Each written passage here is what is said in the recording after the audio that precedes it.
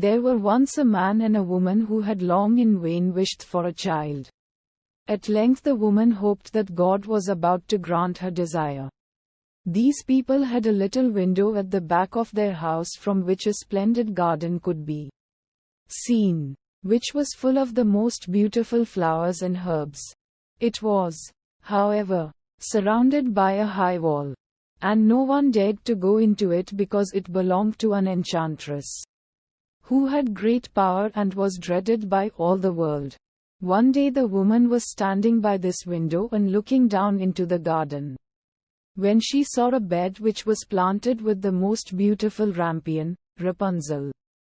And it looked so fresh and green that she longed for it, and had the greatest desire to eat some. This desire increased every day, and as she knew that she could not get any of it, she quite pined away, and began to look pale and miserable. Then her husband was alarmed, and asked, "What ails you, dear wife?" "Ah," she replied, "if I can't eat some of the rampion, which is in the garden behind our house, I shall die." The man, who loved her, thought, "Sooner than let your wife die, bring her some of the rampion yourself. Let it cost what it will." At twilight, he clambered down over the wall into the garden of the enchantress, hastily clutched a handful of rampion, and took it to his wife. She at once made herself a salad of it, and ate it greedily. It tasted so good to her, so very good, that the next day she longed for it 3 times as much as before. If he was to have any rest, her husband must once more descend into the garden, in the gloom of evening. Therefore, he let himself down again. But when he had clambered down the wall he was terribly afraid, for he saw the enchantress standing before him. "How can you dare," said she with angry look, "descend into my garden and steal my rampion like a thief? You shall suffer for it." "Ah," answered he, "let mercy take the place of justice. I only made up my mind to do it out of necessity.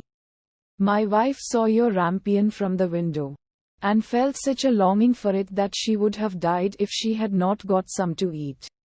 Then the enchantress allowed her anger to be softened, and said to him, "If the case be as you say, I will allow you to take away with you as much rampion as you will. Only I make one condition. You must give me the child which your wife will bring into the world. It shall be well treated, and I will care for it like a mother." The man in his terror consented to everything. And when the woman was brought to bed, the enchantress appeared at once, gave the child the name of Rapunzel, and took it away with her. Rapunzel grew into the most beautiful child under the sun.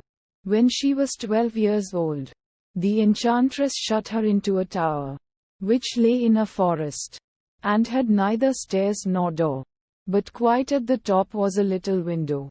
When the enchantress wanted to go in, she placed herself beneath it and cried, "Rapunzel, Rapunzel, let down your hair to me." Rapunzel had magnificent long hair, fine as spun gold, and when she heard the voice of the enchantress she unfastened her braided tresses, wound them round one of the hooks of the window above, and then the hair fell 20 ells down, and the enchantress climbed up by it.